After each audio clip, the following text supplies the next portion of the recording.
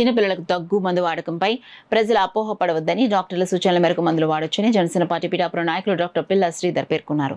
చిన్నపిల్లల దగ్గు మందు వాడకంపై వస్తున్న వదంతులపై పిఠాపురం డాక్టర్ పిల్ల శ్రీధర్ మీడియాతో మాట్లాడారు. యూజువల్గా కాఫ్ సిరప్ వస్తే రెండు రకాల కాఫ్స్ ఉంటాయండి. ఒకటి ఏంటంటే డ్రై కాఫ్, రెండోది ప్రొడక్టివ్ కాఫ్.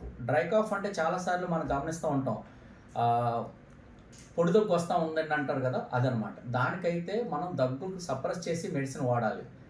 రెండవది ప్రొడక్టివ్ కాఫ్. ఇది ఏంటంటే బ్రాంకో డైలేటర్, మ్యూకోలైటిక్ లాంటి సిరప్స్ వాడాల్సి వస్తుందండి.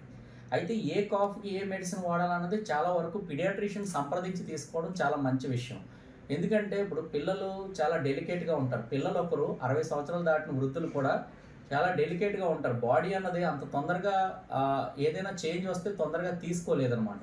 కాబట్టి పీడియాట్రిషియన్ కన్సల్ట్ చేసి మీరు తీసుకోవడం మంచిదని నా ఉద్దేశం.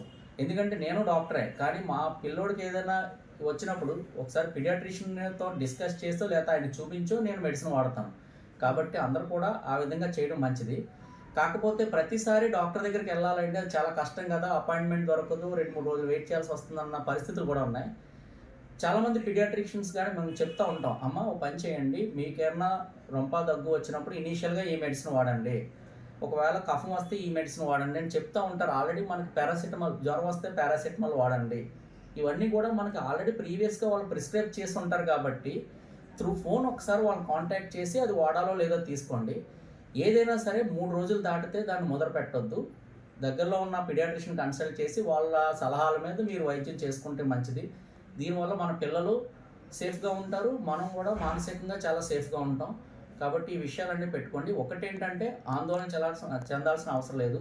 అయితే మొన్న జరిగిన ఇన్సిడెంట్లో ఆ కోల్డ్రిఫ్ అనే కాఫ్ సిరప్లో బేసికల్గా కాఫ్లో సిరప్లో ఉండే కంటెంట్స్ వల్ల ఇబ్బంది అవ్వలేదు, అంటే ఏదైతే మెడిసిన్ వల్ల ఇబ్బంది కాదు, అది కొంచెం కంటామినేట్ అయింది.